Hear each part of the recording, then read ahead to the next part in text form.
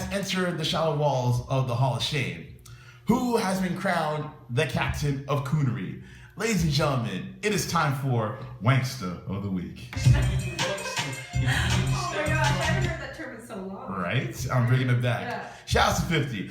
But nonetheless, this week's Wankster, who I like to call a Hall of Shame member of the Wankster of the Week category, is none other than struggling rapper / the internet's biggest troll, Azealia Banks. Now, I like Azealia. you know what? Let me just get to this Wankster real quick, and then I'll go into it after. Okay. So she is receiving the wow because of the fact that she made quite the scene on an airline this past week. So I will give you the details according to TMZ. So basically, what happened was a passenger sitting next to the rapper on the flight, which was traveling from New York to Los Angeles, spoke to TMZ following the incident to highlight what had happened. And a quote from the passenger. Let's see here. A passenger sitting next to Banks tells TMZ when the Delta flight landed just before 1 a.m. Tuesday, Azealia made a beeline for the front door.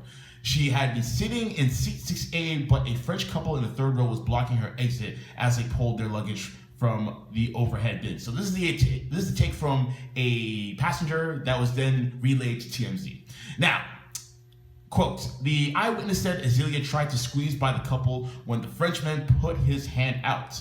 Azealia, we're told, went nuts. The eyewitness said she spit in the man's face, punched him in the face, then clawed his shirt.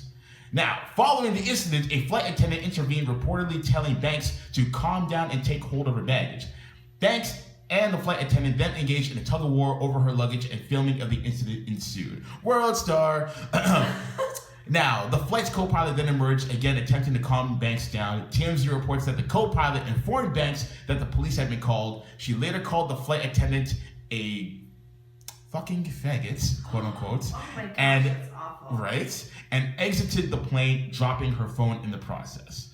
Now, Azealia claims that the Frenchman struck her face and struck her around the face, but the eyewitness disputes those claims at all. And then she even was quoted as saying, "I don't tolerate bitch assness." And then, mean? who knows? Okay. Blame Diddy on that. I think Diddy made it up actually. And then on top of that, Banks took to her Twitter, of course, to talk about the situation. And basically, she defended her use of the term faggot by saying, and paraphrasing, of course, that she has friends who are gay and she knows other people who are gay, therefore it gives her the right to say that word. Which is pretty much like a white guy saying, I'm dating a black woman and I also have black kids, therefore I can use the N-word. But nonetheless, Azealia Banks, you are far too familiar with this category, and you are more so far too familiar with being more familiar about your escapades rather than your actual music. Had you made actual proper music that could expand worldwide, then people would be talking about more of you as an artist than as a sideshow freak. Nobody wants to care about you getting into fights with customers at stores, about people throwing stuff at you while you're on stage, or about you trying to call racism whenever someone who isn't black gets ahead of you. So if you're going to continue to bitch about how Iggy Azalea is ahead of you just because you and her had a beef in the past, you're going to talk about how T.I.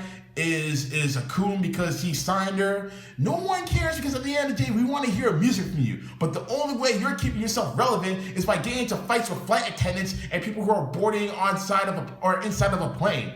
And at the end of the day, just because you have friends who are gay, whatever the case may be, it doesn't mean that you can use a derogatory term towards somebody, because at the end of the day, it is derogatory. It is offensive. It is meant to be offensive. So what you need to do is to crawl back into your little hole or under a bridge like the troll that you are, and make some music that's actually going to be relevant. And then, maybe then, we might be inclined to waste our breath to talk about you. But as far as I'm concerned, this is the last time that you will be getting the Wankster, because you are not worth the time or day or the press that you'll be getting after this. So, with that being said, Amen. Thank you. Do you deserve the Wankster of the Week? Of course you do. And with that being said, we're about to drop on you one more time, just like this. If I can find that drop real quick. Found it right here. Bridget.